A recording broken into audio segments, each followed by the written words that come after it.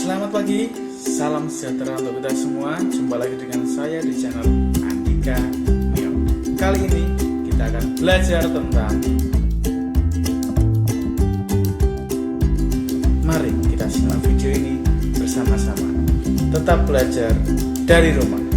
Bye. Bacaannya sama seperti di buku tematik kalian. Di sini ada bacaan terkait proklamasi. Di situ dituliskan bagaimana kejadiannya, kemudian bagaimana disusun penyusunan teks proklamasi, sampai pada akhirnya bagaimana proses pelaksanaan proklamasi yang ada di Indonesia. Nah, di sini masih sama, ketika dituliskan menanyakan apa, kita harus menanyakan sesuatu hal. Mengapa harus kita jawab dengan alasan, siapa harus terkait dengan orang, di mana, terkait dengan tempat, kapan, pasti kaitannya dengan waktu, bagaimana, kaitannya dengan prosedur dan juga kronologi terjadinya suatu hal. Nah, di sini saya ringkaskan sedikit terkait bacaan tadi ya. Di sini ada dua yang harus kita ingat-ingat, yaitu kejadian-kejadian yang terjadi pada waktu perumusan naskah proklamasi dan juga pada kejadian pada saat proklamasinya, detik-detik pelaksanaan proklamasi 17 Agustus 1945. Pada waktu perumusan di sini dirumuskan di rumah Laksamana LTM ya, Laksamana Tadasi Maeda, Jalan Imam Bonjol nomor 1. Dirumuskan oleh siapa? Ada Soekarno, Muhammad Hatta, dan juga Ahmad Suparjo. Nah, naskah proklamasi ini ditulis tangan oleh R. Soekarno, kemudian dilanjutkan diketik oleh Sayuti Malik, gitu ya. Kemudian naskah proklamasi ini ditandatangani oleh R. Soekarno dan Muhammad Hatta atas nama bangsa Indonesia.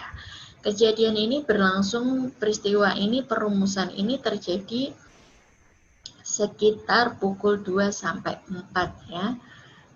Kemudian detik-detik terjadinya proklamasi, kalau harinya hari Jumat tanggal 17 Agustus 1945 sekitar pukul 10 ya, dilaksanakan, dibacakan di rumah R. Soekarno di Jalan Pegengsaan Timur nomor 56 Jakarta.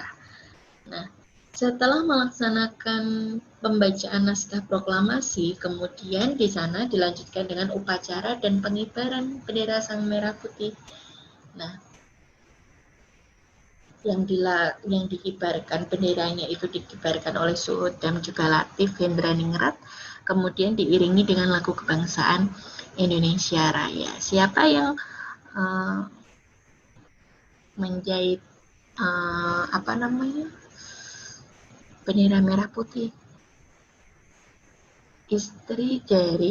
Istri dari Bapak Soekarno, yaitu Ibu Fatmawati ya.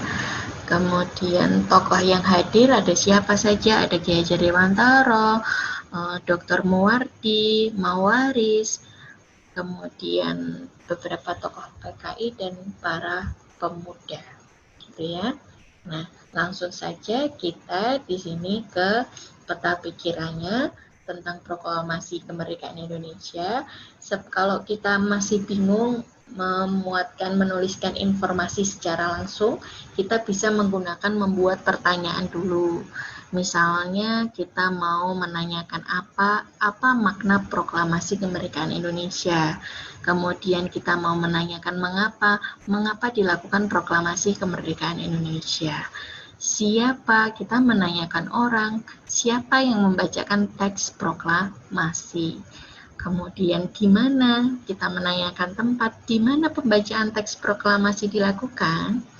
Nah, kapan? Bisa kita tanyakan kapan proklamasi Indonesia dilaksanakan, serta di sini ada bagaimana pelaksanaan proklamasi yang ada di Indonesia.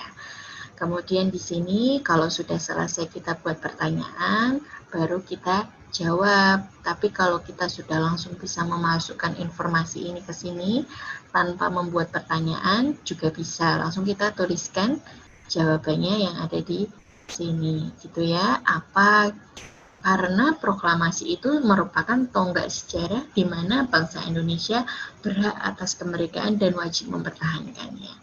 Dulu kan bangsa Indonesia dijajah oleh Jepang ya, yang terakhir. Kemudian di bacaan tadi juga dijelaskan kalau misalnya penjajahan itu bangsa Indonesia melakukan